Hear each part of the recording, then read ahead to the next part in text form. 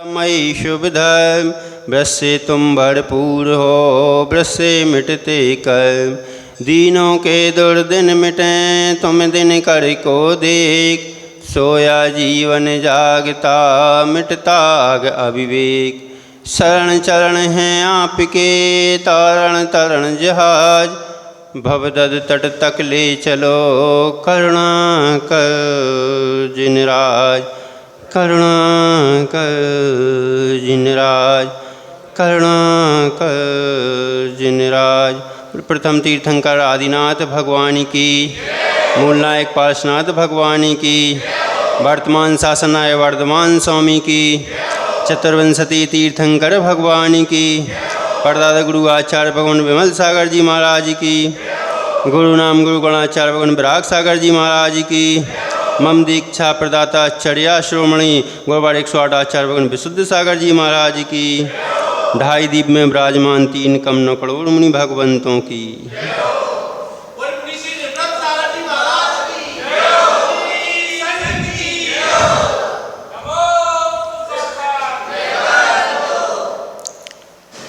अभी अपन बंधु देख रहे थे बंध का कारण कैसे छूटे, तब यहाँ पर आचार्य भगवान कह रहे हैं रत्नात्रय को धारण कर, और रत्नात्रय धारण करके बंध के जो कारण हैं, जो राग है, जो द्वेष है, जो ममत्व है, उसको त्याग, तब जा कर के तेरे को बंध का कारण छूटेगा। और सतत उसका अध्ययन कर, अभ्यास कर, जिससे तेरा मन उस परम ज्योति को प्राप्त हो जाएगा। ऐसे तेरे को परम ज्योति को प्राप्त होने वाला नहीं है। अविद्या के वशीभूत होकर के तू जो ज्ञान बिखेर रहा है, वह अविद्या रूपी ज्ञान में मस्त होकर तू संसार परिभ्रमण कर रहा है, इसलिए तुझे परम ज्योति की प्राप्ति नहीं हो रही।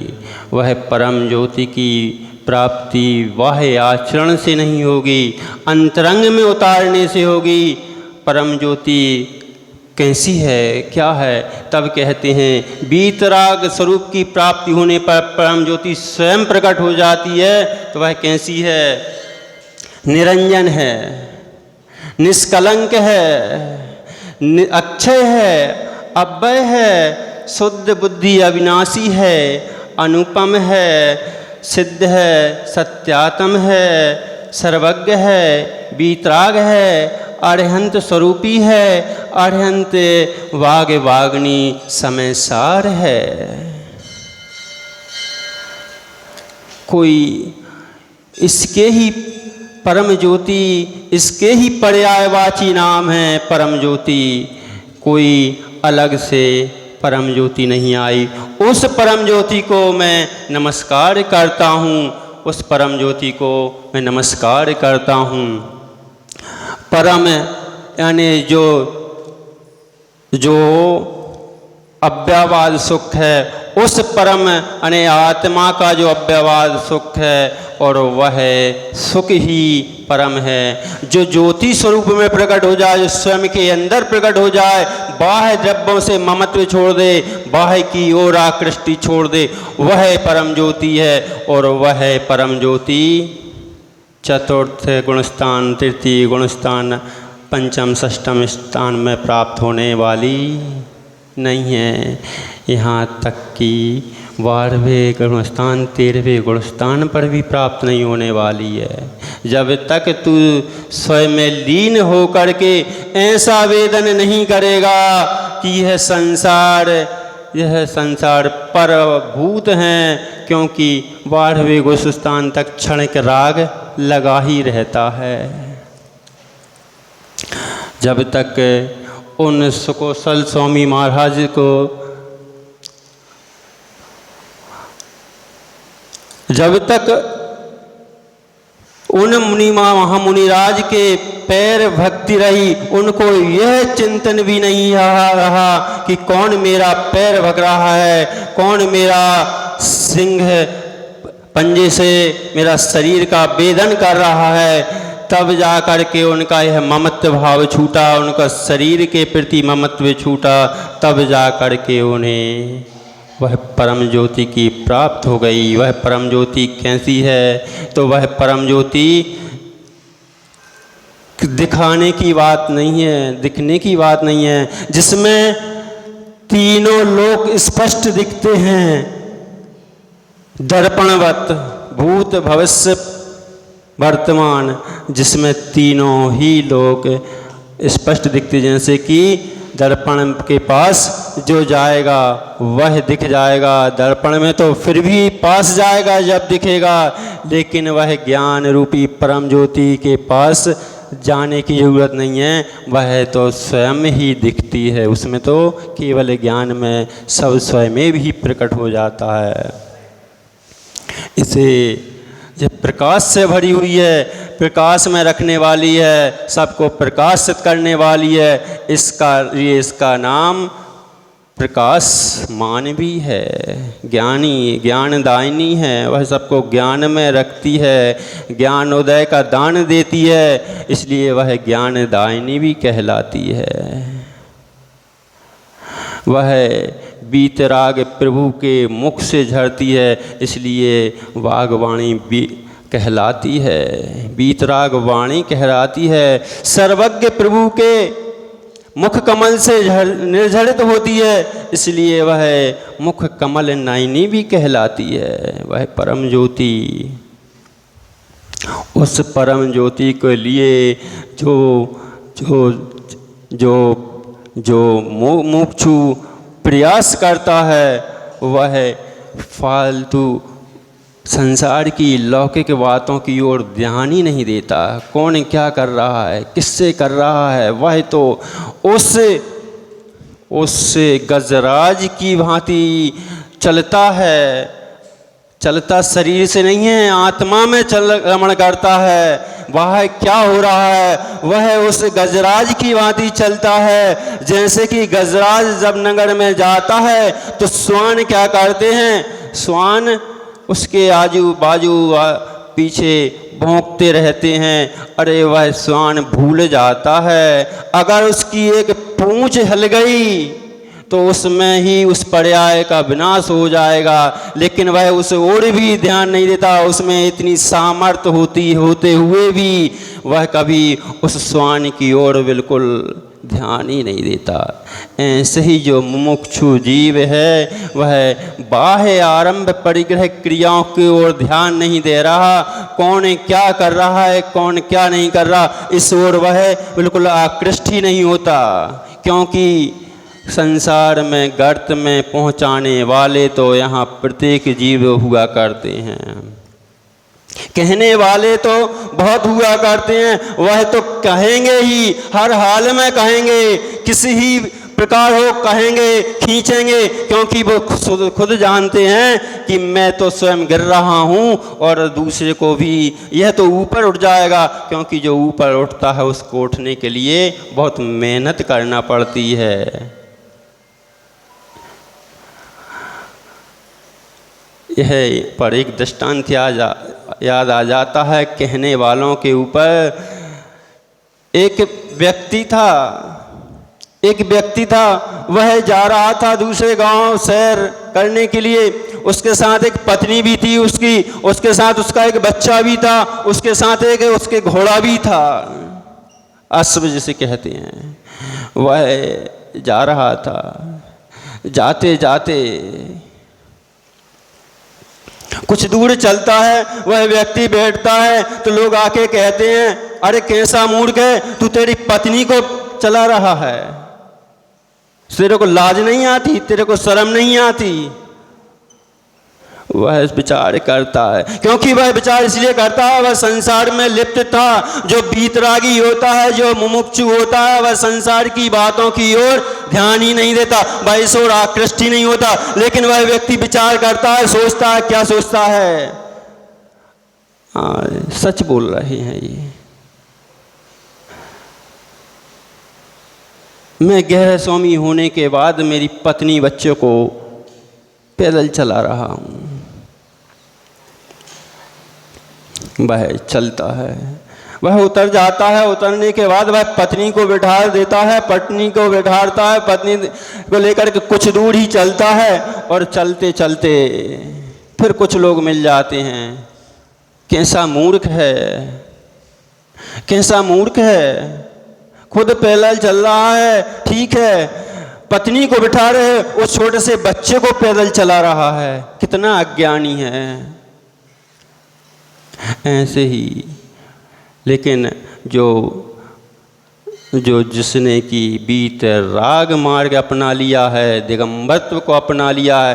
संसार में कहने वाले बहुत हुआ करते हैं, तुमने नग्नत्व धारण कर लिया। अरे उस नग्नत्व के बारे में जो परम ज्योति है, जिसको प्राप्त करने वाले हैं, उसका सुख इन रागी कपड़ों में नहीं आने वाला।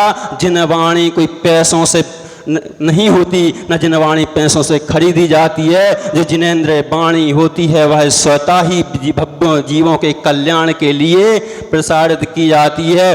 उस परम ज्योति से ही स्वयं का कल्याण होता है और पर का कल्याण होता है। कुछ दूर चलते हैं तो वह सोचता है, सच बोल रहा है। पत्नी उतर जाती है, पत्नी और बच्चे दोनों को बिठा लेता है, दोनों बैठ जाते हैं। फिर कुछ देर बाद कहते हैं, अरे कैसा है, कैसा मूर्ख है, दो बिठा रहे, एक जीव और दो बिठा रहे हैं। वो कहता है, सच बोल रहे हैं, सच बोल रहे हैं, दो को बिठा रहे हूँ, एक को बिठाना चाहिए। वो बच्चे को बिठा देता है।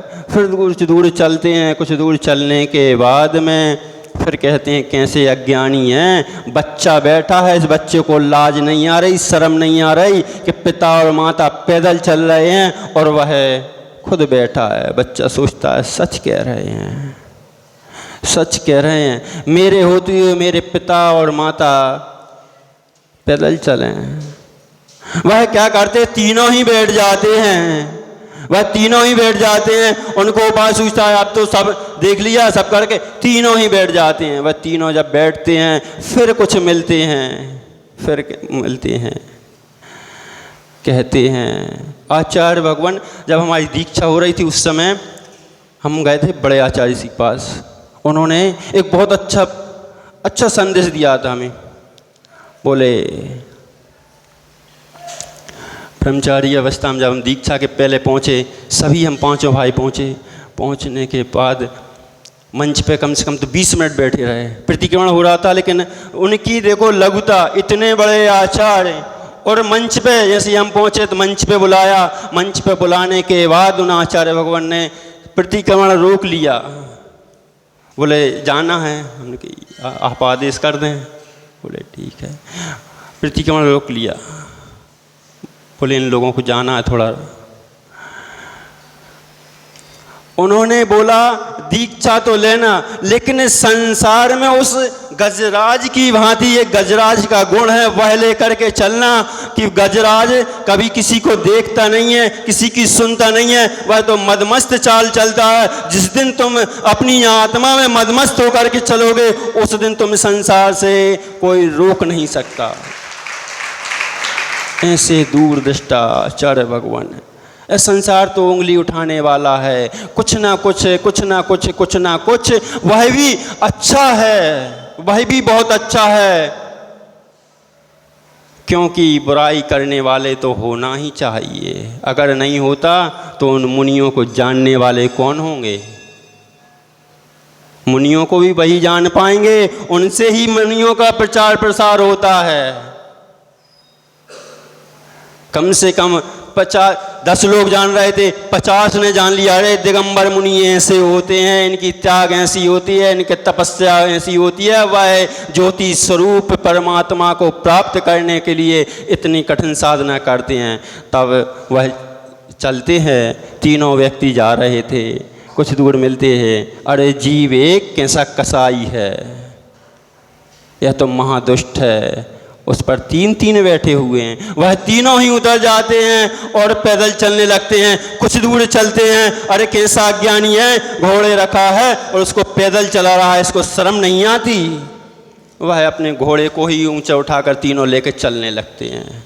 वह संसारी था, संसार में भटक रहा था, संसार की बातों में लग रहा था, इसलिए वह घोड़े को उठाता है, घोड़े को लेकर के चलने लगता है।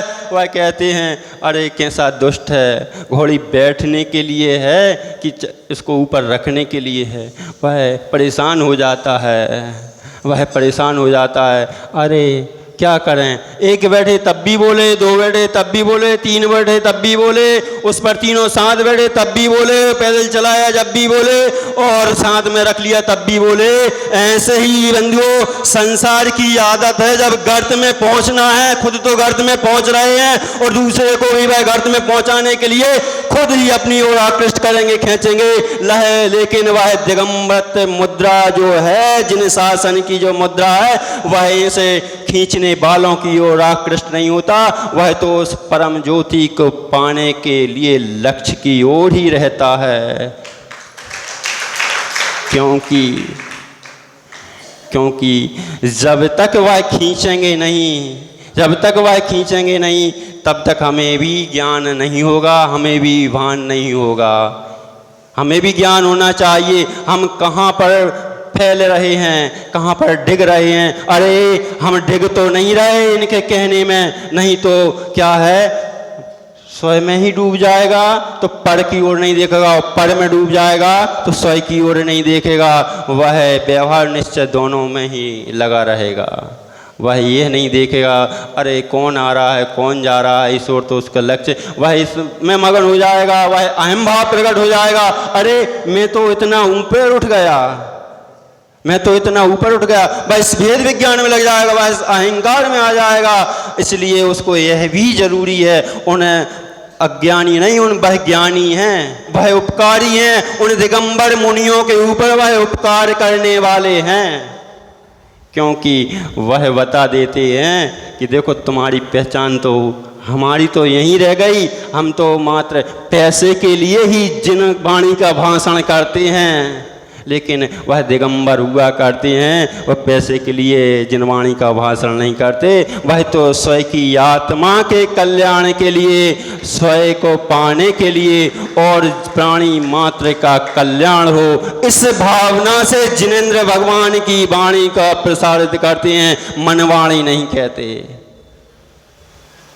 जिसने जिनेंद्र भगवान की वाणी आगम पढ़ा ही नहीं होगा, जिसने मूलाचार पढ़ा ही नहीं होगा, वह तो कुछ भी बोल देगा, कुछ भी अनाप शनाप बक देगा, लेकिन वह बोल तो सकता है, लख नहीं सकता, और लखेगा वही, निहारेगा वही जो स्वचतुष्टय में लीन है। बाह्य आडंबर तो बहुत दिखा देते हैं। कृष्ण भगवान के ज़माने में, कृष्ण के ज़माने में भी उनका ही रूप रखने वाला पौंड्रक हुआ था, पौंड्रक, जिसे उसने स्वयं वासुदेव कृष्ण कहना शुरू कर दिया था। ऐसे ही जब उस समय में हो सकते हैं, उसी काल में उन्हीं के चचेरे भाई नेमिनाथ भगवान हैं। उस काल में जब पौंड्रिक जैसे हो सकते हैं, वह स्वयं को वासुदेव कह सकते हैं, फिर तो यह पंचम काल है, कोई बड़ी बात नहीं है। इसलिए किसी को विचलित होने की आवश्यकता नहीं है।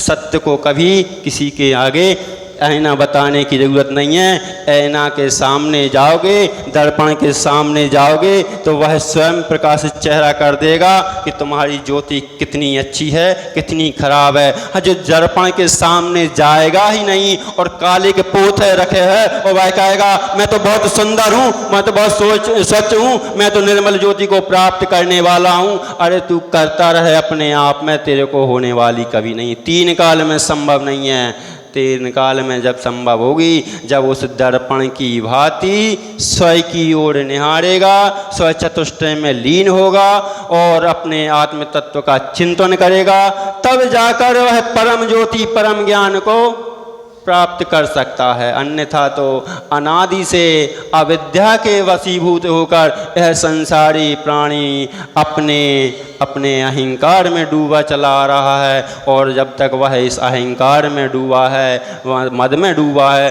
तब तक वह संसार में डूबने ही वाला है। लेकिन मुमुक्षु जीव यह निहारता है कि यह देह देवालय में बैठी भगवत स्वरूप भगवान आत्मा एक दिन परम ज्योति को प्राप्त हो सकती है। उस परम ज्योति को पाने का ही वह प्रयास करती है।